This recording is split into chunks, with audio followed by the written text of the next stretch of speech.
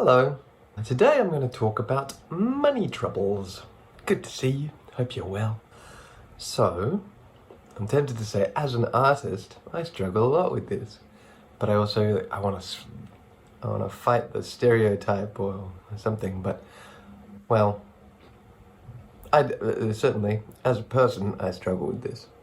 So, I think it makes sense that creative people do have that stereotype, the starving artist, because, and Jordan Peterson talks about this, basically creative people are people who are driven to engage in lots and lots of creative activity, and for the most part, creative activity doesn't really pay the bills, which makes sense. It's very hard to sell a song or something, especially amidst all the other songs, because lots of people love engaging in creativity, and it's not, I was going to say it's not something people need as much as food. It's pretty close in many ways, but it's not quite there. I'll be right back. I need a cup of tea for this.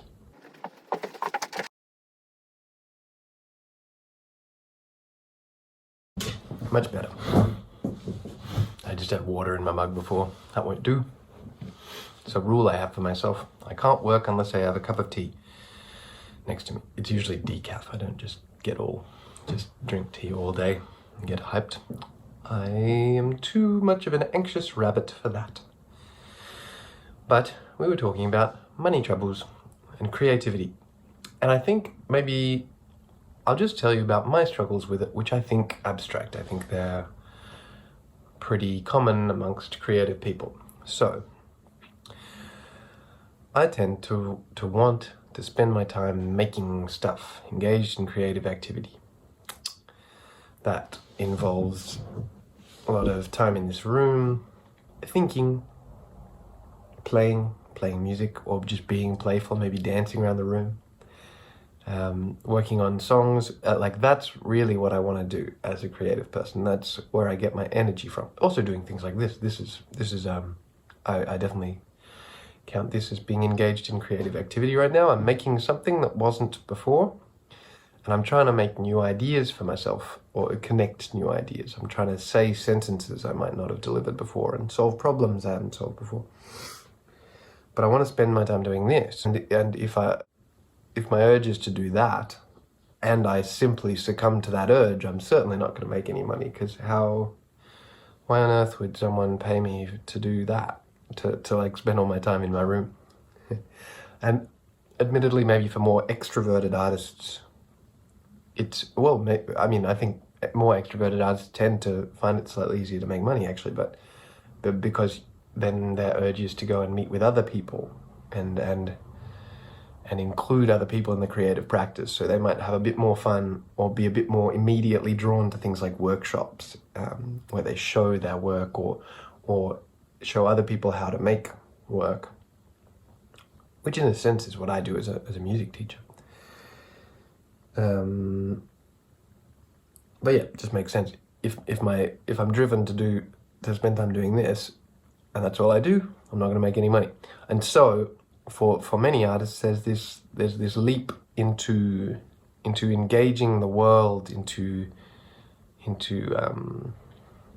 communicating the work somehow, because that's when it actually becomes valuable to other people. Obviously, it's valuable to me. That's why I'm so keen to do it, because it's an endless process of self-discovery and world discovery. You know, you have insights internally, but they help me. One has these insights, I have these insights, and then they help me interact with the real world, or so I believe.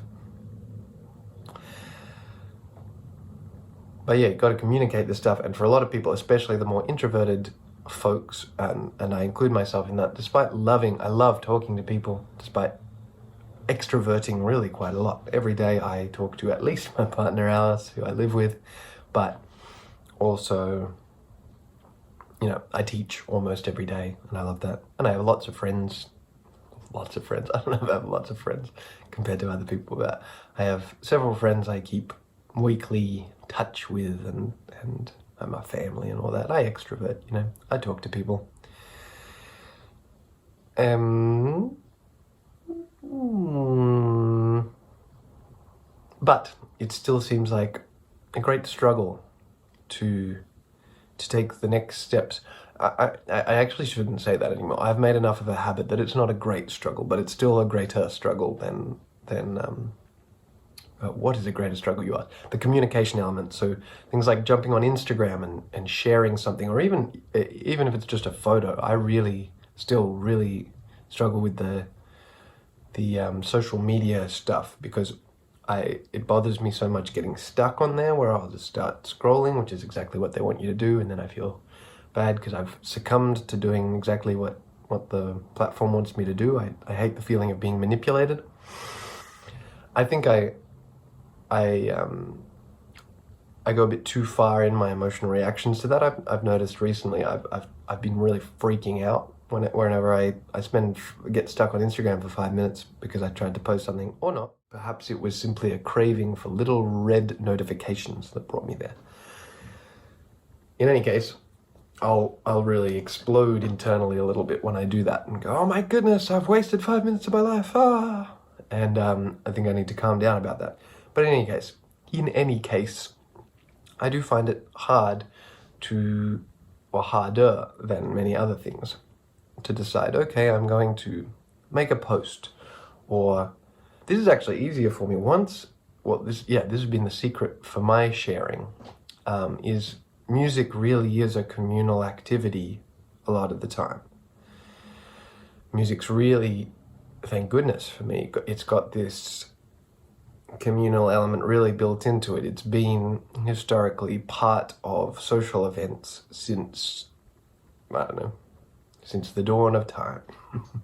Or since the dawn of music, at least. Since it has existed, it has been related to, I imagine, to dance and ritual, which is mostly communal. People mostly do that together, maybe just because the majority of people are extroverts, and I imagine that's always been the case.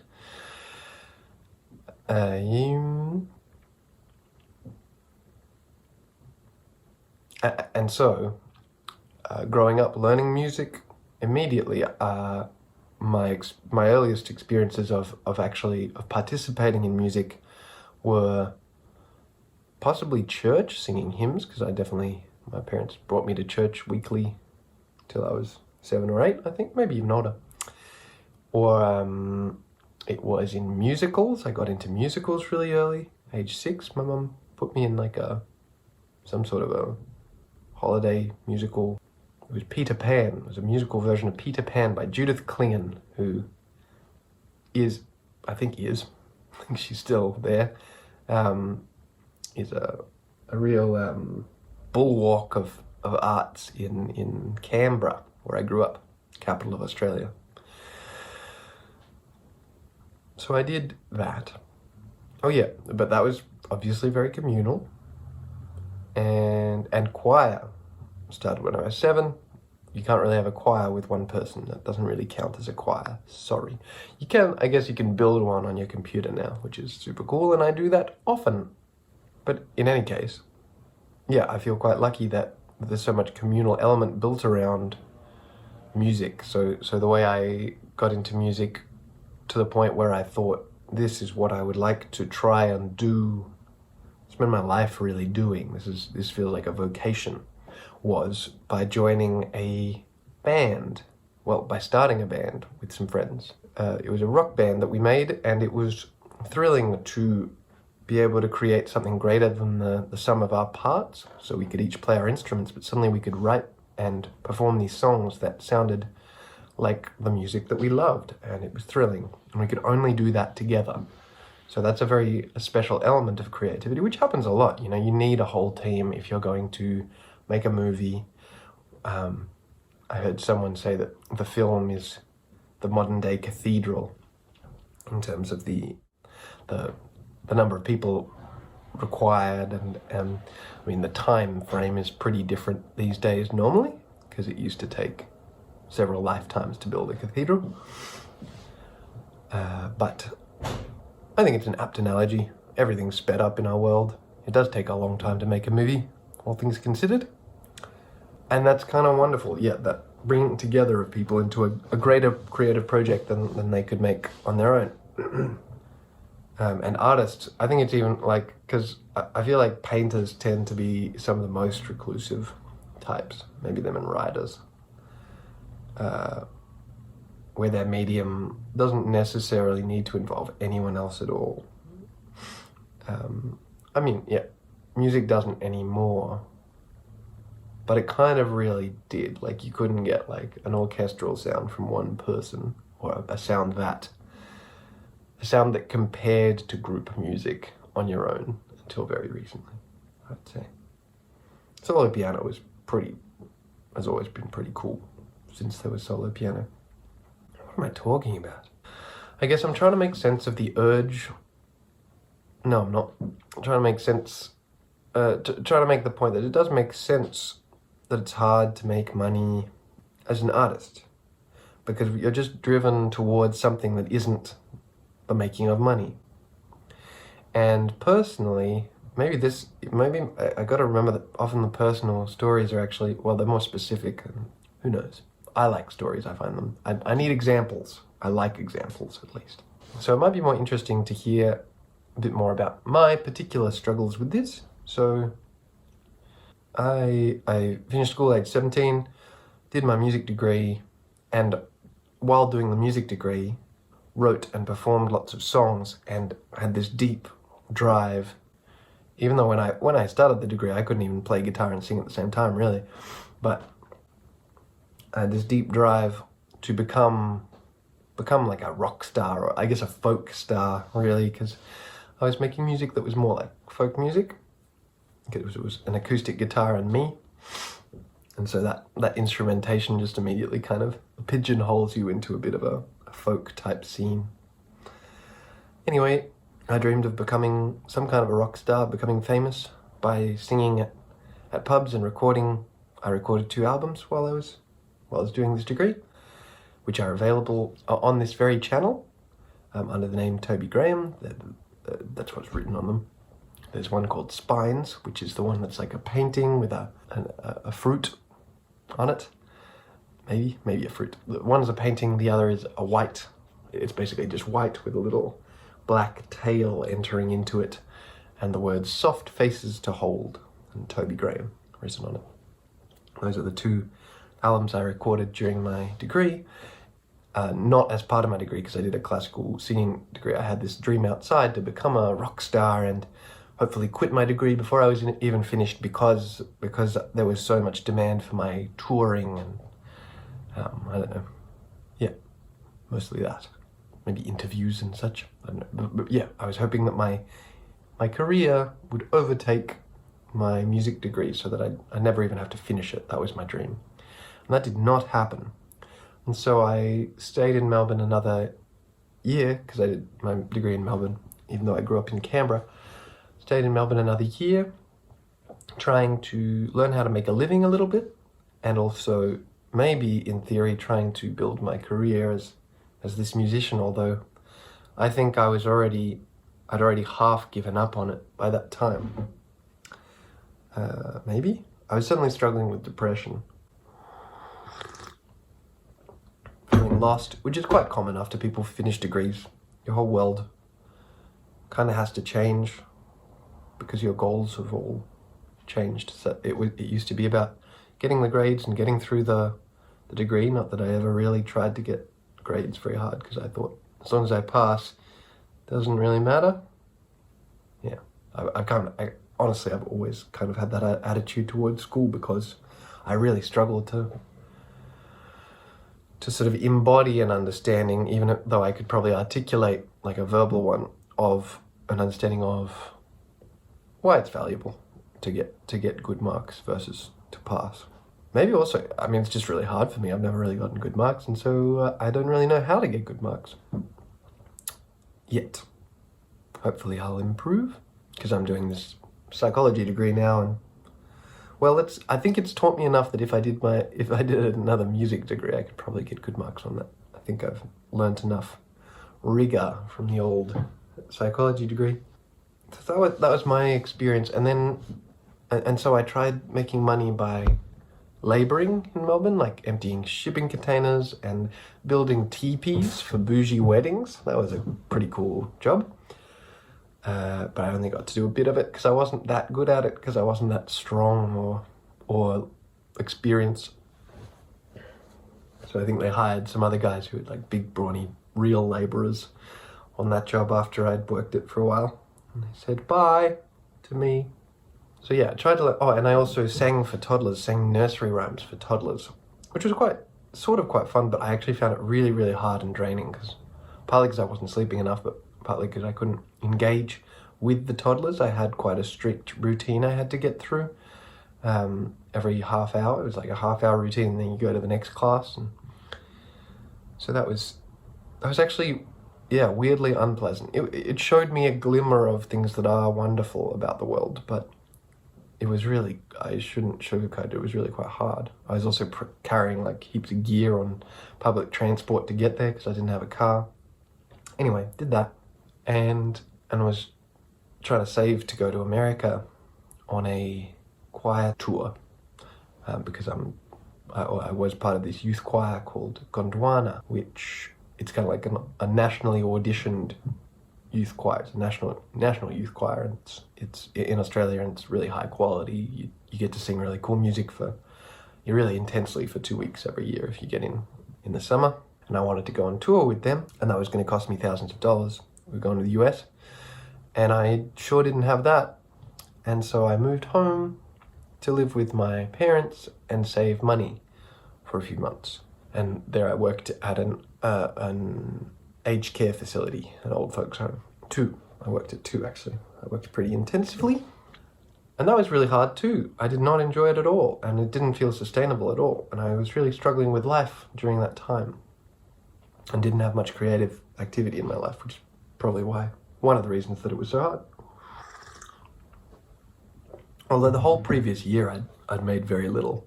That was sort of the first, almost the second, it was like the middle year. I had these 2 years coming into finishing my degree, so the last 6 months of my degree, and then the following year and a half, I would say. I really didn't engage. I wrote a few songs, but I didn't like any of them. I was so kind of depressed and I would say blocked, like writer's block, that I didn't like anything I made, even though I did actually engage in a bit of that activity, but probably so little that the flow, I didn't have much flow through me. I didn't really know what I was doing. Anyway, I'll make another video about being blocked, about artist block. Story for another time. So I did that, and then went to the US, came back, and my parents were okay with me. What I said is I wanted to spend a year there working on an album. And they said, yes, that seems okay with us. And so I did that for a while, but I was so depressed. I was quite isolated. That was really all that there was in my life. And so at some point they started saying, maybe they could tell, or maybe, I think it just started getting close to I don't know if it was the 6-month mark or the year mark. Maybe it was close to the year mark. All of 2017. Yeah, that sounds right. 2017 I spent there working on the album. I made it. You can listen in my channel. That's the first Baroque album called, I should know this, Death's Insta. The Instagram of Death. It's just called Death's Insta. And that's kind of like a remix. The covers are like a remix of the white cover with the the black tail. It's a sort of blackish greenish color with the pink. Yeah, with a pink tail. I don't know why I really liked that image. I don't know quite what it is. I mean, it's so vague. It could be so many things. Maybe it's the glimmer of hope within a depressive world. A depressive experience. Because I really struggled with depression for the time I have just described. Anyway, after almost a year there, they said, well, now you've been here almost a year, you should really get a job, please, because you can't live here forever. And I said, fair enough. So I started looking for a job, and I also started doing education in order to get a job. So I did a Cert 3 and 4 in fitness. So I was learning how to be a personal trainer, essentially, because I've always liked fitness, running and lifting weights and such. I shouldn't say always, but, well, I've liked running my whole life, really. Started doing that. That was really hard too. I didn't feel like I found a little bit of community there, a little bit of meaning. I was forced to drive there, so I started getting used to driving, which was quite useful for me, because I was quite late to learn to drive compared to my friends. I think I learned when I was 19 or 20. Maybe not, maybe I was 18. Anyway, still wasn't much of a glimmer of hope in terms of earning money. Then, and this was where the change really happened, I was so lucky that my friend Veronica, shout out to V, she got me a job at a place called the Tea Center, which is a tea shop. It sells loose leaf tea, like nice tea from around the world. And that was a game changer, because for the first time, even though it was stressful learning how to do all the things, like it's a retail job basically, you sell stuff, but you're surrounded by lovely people. You're almost always working, or I was, at least when I started, I was almost always working with another person. And so not really surrounded by people, it was one with another person usually, which for me is fantastic. That's how I like to socialize. One person is an entire universe, and therefore dealing with more than one person it's exponentially intense for me, and so it's hard to deal. So I got that, and once I'd sort of learnt the basics of the job, I was able to enjoy it. I looked forward, there were other people my age who worked there, and I looked forward to going there, and it smelt fantastic, and I love tea. And I found the processes by which it was made and the places that it was from, which we were supposed to know. I found all this stuff really interesting. I really loved it. I loved trying a different tea every time I had because I have like hundreds, I can't remember, maybe 100 different teas, something like that. It might be more, but it might be less. Yeah, now the number 60 is coming to mind. Anyway, they have a lot of teas, and so I was trying one every time I had a shift. And yeah, that whole process was just wonderful, just engaging with my senses and understanding that a job could be fun and you didn't have to feel stressed the entire time that you earned money. This was a revelation to me. I was like, how old was I? I was 20, I would have been. Almost 21 when I started this job. Maybe I was 21. No, I think I was 20. I think it was the end of 2017. Might have even been mid, you know? I don't know. We'll see. I should check. Sort out my timeline, my history. I don't know my history very well, it seems.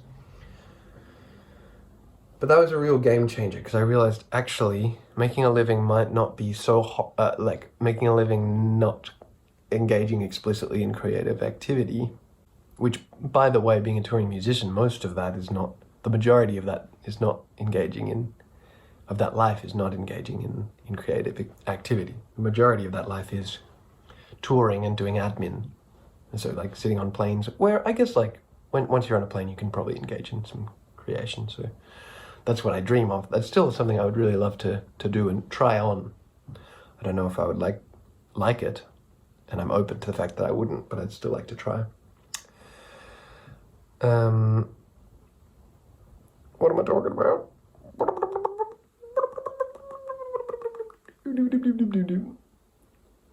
Yeah. It opened the fact up to me that maybe I could do, I think I'd also started listening to Jordan Peterson around that time, who says, his advice to, well, one of his advices to artists is find a way to make a living that is sustainable so that you can do that and then make time for your creativity and actually really enter into it instead of sort of desperately scrambling to try and make money out of your creativity, because that kind of takes the magic out of it. That's kind of, at least, well, that's a method that seems to have worked really well for me. Because once you're trying to make money out of it, it's a different thing. And it's really hard to not think about, like, what will people think of this? Will it sell as well as the last creative thing? And to me, that attitude is really antithetical to the creative process. I think it depends. There are lots of different, like, gradients of creation, and but the kind of creation that I love to engage in is like purely generative. You know, I love, it's like nothing's like original, and I think original, you can really develop an originality complex, and I did, and that's bad. But to start with a blank paper and to wind up with a beautiful song or a beautiful story or a picture or whatever, that's my jam. That's what I like to do in terms of my creation. And I think as soon as I start thinking, is this going to be popular or something like that, as soon as I start thinking about the end product at all, really, I'm screwed. I've got to stop and go do something else for a while.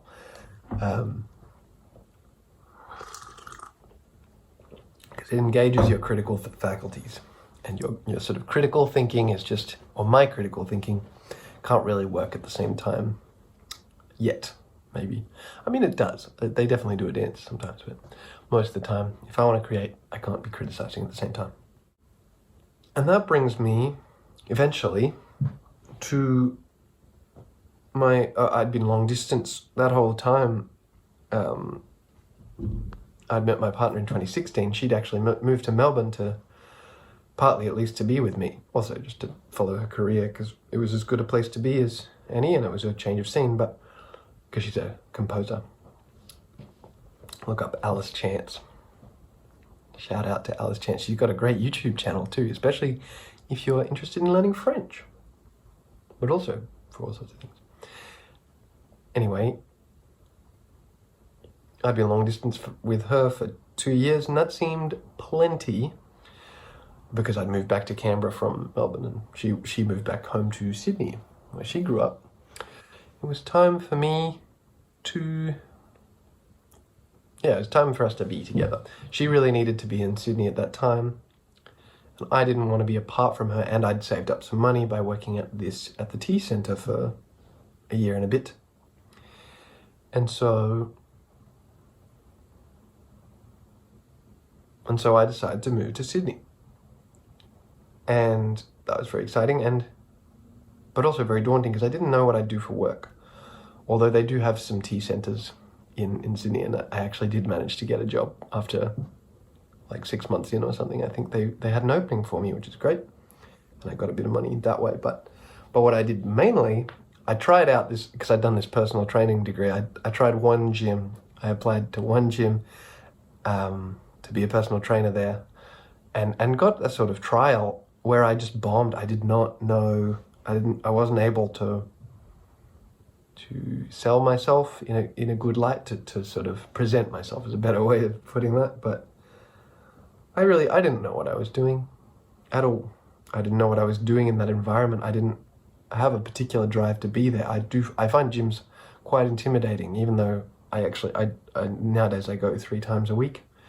I have to kind of psych myself up for the social element of it, because I love the more physical element. But if I could have a home gym, I would not go to the gym. And I plan on developing a home gym at some stage, I think, but the community efforts side is actually very valuable to me, even though it's intimidating.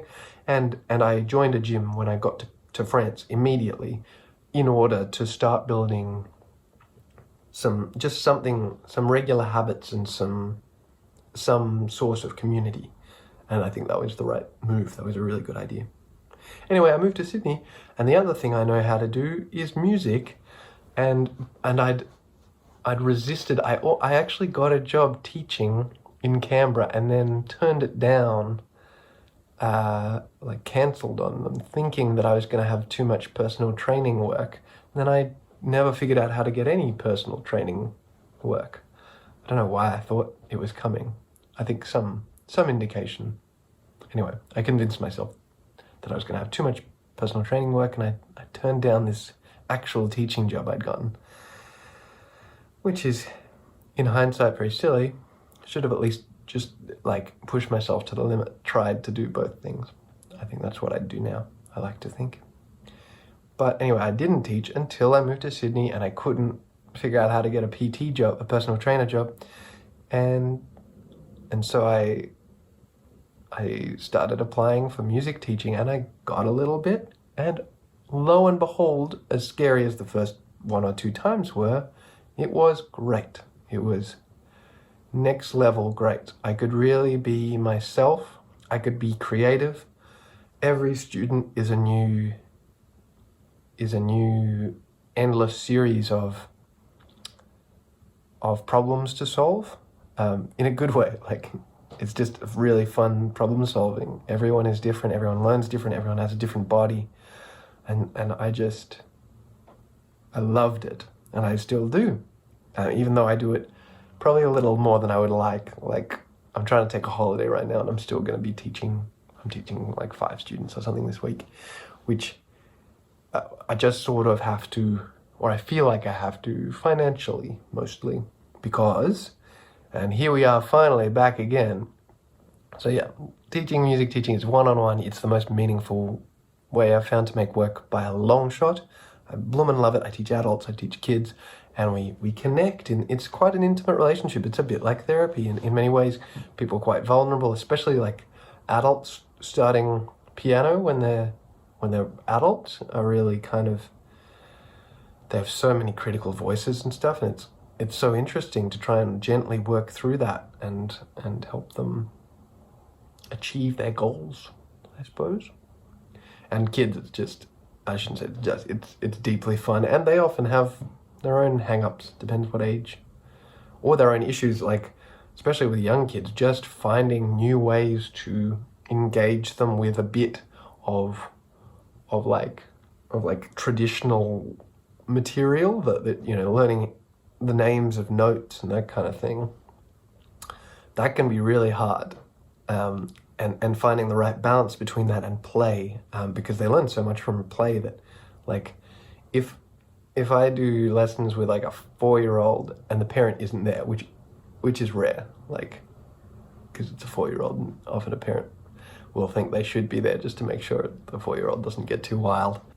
If the parents weren't there, I would probably spend many of my lessons with the quite young ones just improvising, basically, just playing, just making up games and just hanging out, essentially. Which might sound bad, except that I think when I'm at work, when I'm with people, really, it's something I have to really work hard to deal with when I'm like socializing. I'm like, what's the goal here? What are we doing? And I struggle to I get into like work mode. I'm like, what's the goal? What are we doing? How are we achieving that? And I often my goal becomes sort of reaching into the deepest truths that we can. So I'll be like almost aggressively being like, why do you think that? What, or like, this is what I think. What, can you see the flaw in that? And I get all serious, and I'm not very much fun to be with. So I have to work to be like, we're here to enjoy each other's company, to laugh, to relax. I can be quiet. I don't have to achieve anything right now. But yeah, and so I think I'm quite good at having a goal. And so when I teach a small child, I'll be like, well, are they playing piano? Are they engaging with music in a way that they are learning about music? And that's usually the bracket I try and keep them with. So if we end up totally amusically playing, so say we wind up like they're really keen on playing, like they want to play scissor paper rock or something. That's just an example. I will try and guide it back pretty quickly, or use that as kind of a reward for doing some harder work. I don't know. Also, use that as a little break from piano work. I try and, yeah, I do have quite clear goals, but for me, it seems like play is something they can do, and they're learning deeply. That's why they're so engaged in it, the younger kids especially. I mean, older people definitely too, but older people tend to, they'll judge me a little if all I want to do is play, because they have discovered these quicker ways maybe of achieving more precisely what they want. They're like, I want to learn how to read music more quickly, and so we're better off reading through lots of music to achieve that goal than we are being playful around the piano, engaging in play. Even, I mean, you can definitely make an argument that the reading of lots of music is just serious play. It's just more structured. Like what else are you doing when you're playing the piano, if not playing? Play, play, play.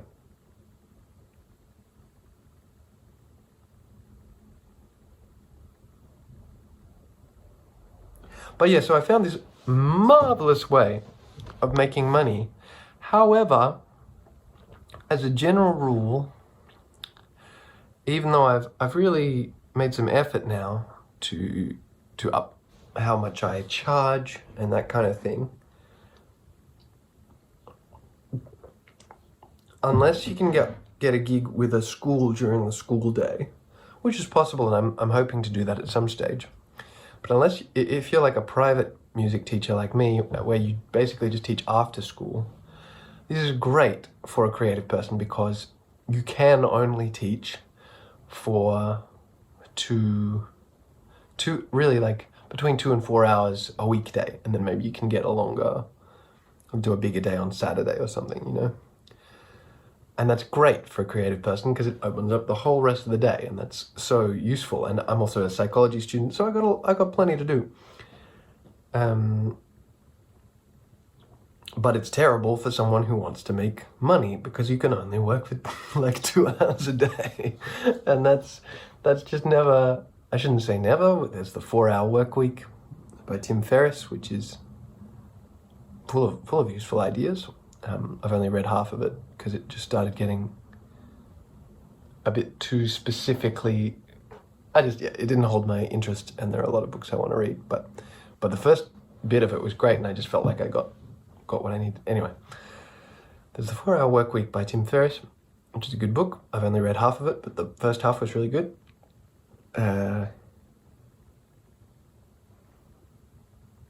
Point is, yeah, it's hard to make a living by working 2 hours a day for money. Working for money 2 hours a day. I'm obviously engaging in other kinds of work, I suppose, the rest of the day. And so, but I'm very resistant to change that lifestyle because it's wonderful for me, because it means I can get up and do like 2 solid hours of creative work, and then maybe even some psychology before I go to work. And it's actually not true that I work only 2 hours. I probably work 4 hours here in France. So that's something. And then there's travel time, although I've managed to cut that down a lot. Because I often travel to, I just spilled tea on myself. Because most of the time I travel to the students' houses. But now they all live in my neighborhood, and it's like usually just a quick walk. Not quick, like 20 minutes, half an hour. Maybe even 40 occasionally. But yeah, I'm very resistant to change because I've been given all this time. But I want to have a baby, all this time to engage in creative activity. But you know, I want to have a baby. I want to be able to support them financially. I want to be able to go on holidays and relax a little bit more, not just have like a very small amount of money in my bank account, and you know, if I get really sick or something, I'm pretty screwed. And my partner makes more money than me, and that causes friction. So there are a lot of troubles with this that I'm hoping to overcome by finding something so meaningful I'm willing to do more hours of it, or which is the psychology. I'm hoping that clinical psychology will do that for me, or that I can build my Baroque business well enough that I can make money by making videos like this, which I just love.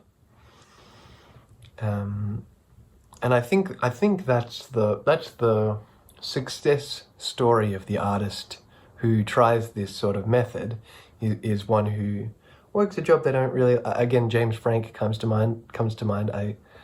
I've never actually heard him say this, but by Googling his day job, he used to be an accountant of some sort. Sorry, I don't know if he was an accountant. That's just what the internet said, but he at least said that he used to do people's taxes for a living. And then eventually, as he chipped away at his YouTube career, eventually it took off, and he was able to. I think he does that full time now. And I think that's the dream for the more introverted artists such as I. I'm hoping that I can make enough stuff, make more music, make more videos, do some writing, painting, interviews, podcasts. I'm really keen to talk to some more people this way, and combine that with my teaching, so that I can cut down a bit on the teaching and focus a bit more on. I just said moron. Focus a bit more on the creative, the more generatively creative side, because I do really see teaching as a creative activity. And if you've thought about teaching and been and somehow avoided it till now, I really recommend just trying it. Just tell yourself you'll give 10 lessons or something, because to me now, if I'm having a really bad day and I have to teach, it's the greatest gift I could have. I have this responsibility. I have to show up, and then I have to engage with this person, and even if the lesson doesn't go that well, even if the lesson doesn't, this is rare that this actually happens, but even if the lesson doesn't go very well, and it doesn't go very well because of my bad mood, I still come out of there, especially on the bad days, feeling like, thank God for teaching. Thank goodness I have this avenue for connecting with the world, because otherwise I disconnect. I become this head who floats around and forgets that the world is material and sensory and demands engaging with, because especially in the modern world, maybe it just doesn't demand that much engagement of me, and also maybe as quite a privileged person, I guess. I didn't have to get a job precisely. I was able to get through my whole degree without getting a job, and then come back to my parents' house and not have a job for even longer. So that's a privilege in a sense. But I mean, it was kind of bad for me, Privileges, well, everything has positives and negatives, that's for sure, and has millions of them. I think we can sort of intuitively calculate a ratio between the good and bad for us or something.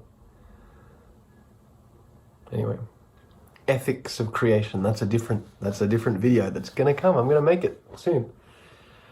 But my point we'll finish with, and I think this is a point that Jordan Peterson makes as well, is it is very hard. It's no pure gift, just like I just said that everything has positives and negatives. It's definitely not a pure gift to be creative, but neither is it a pure curse, because you do get to live this particularly rich life, usually full of, I don't know, symbolism or meaning or sensory stuff that it looks like most people don't engage with quite so deeply. So you get that, and you get to engage in creative activity, which is deeply meaningful and deeply fun. So I would encourage you, as a creative person, not to long too hard after riches, and to try and find a bit of peace. Well, I constantly need to work to find peace with myself as someone who may not earn very much my whole life, but I think I'm, capable and committed enough to still find a way to give my child or children, my future child or children, a good life, and my partner.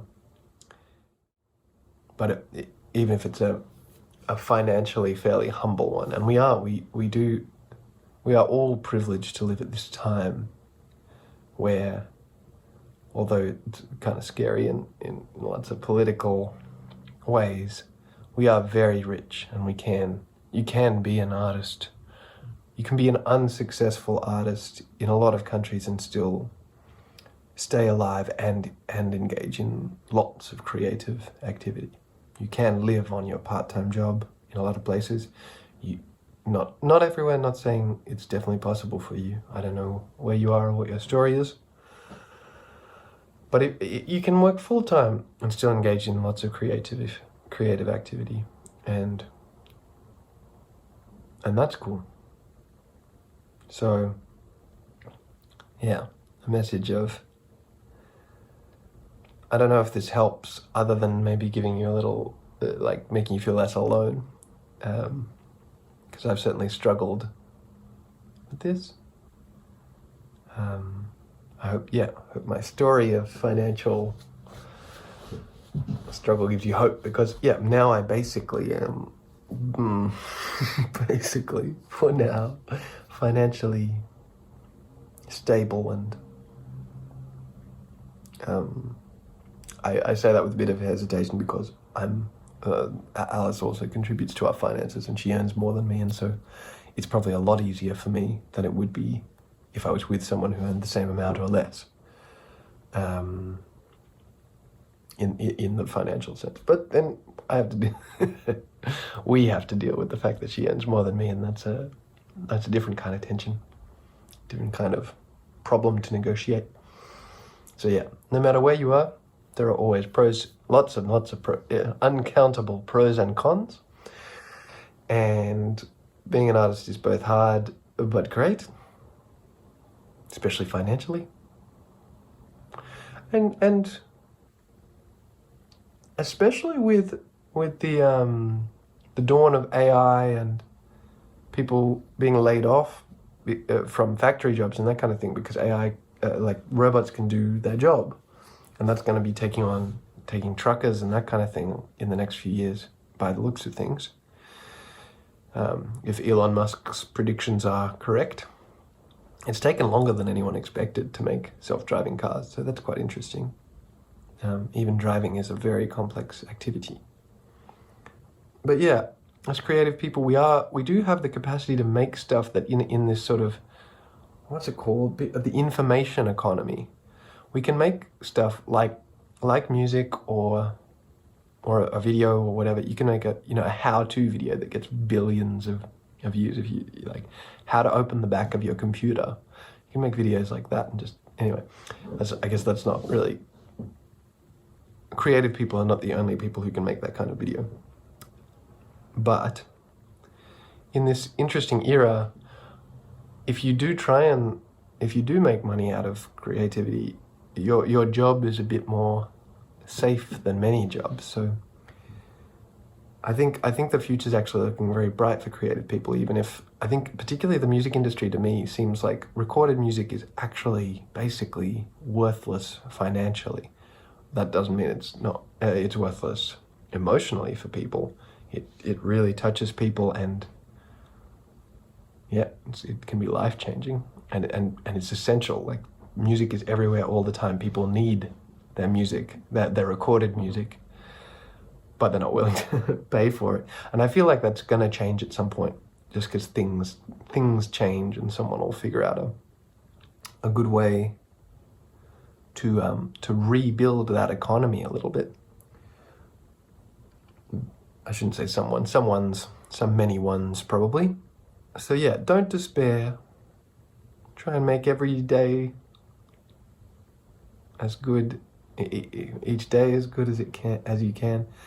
And I think, yeah, I found my strategy of finding some way to make money that isn't my absolute creative dream, and then doing the creative stuff on the side so far has been wonderful for me. My life's been very good since I started teaching, I would say. I'm a very lucky person. And there are lots of, for any good life, there are lots and lots of factors. You know, I have a wonderful partner. I'm privileged in lots of ways. Like, I have supportive parents. I'm relatively good looking. I'm relatively intelligent, although sometime I'll tell you about my struggles with school in more detail, because I do really struggle at schoolwork. So please subscribe and like. Help me find a way to make money as a creative person, challenging as that appears to be. And I hope you can figure out a way that works for you. Comment if you relate to anything here, if you really disagree, or not really, even if you mildly disagree with things. Please subscribe and like. Help me out. If this has been useful to you, or not. If you hated it, like and subscribe, please. And just talk to me, because I'd love to really I'd love to communicate with people I've never met before. I'd love to make new friends. Talk to me, yo. Bye. Lots of love.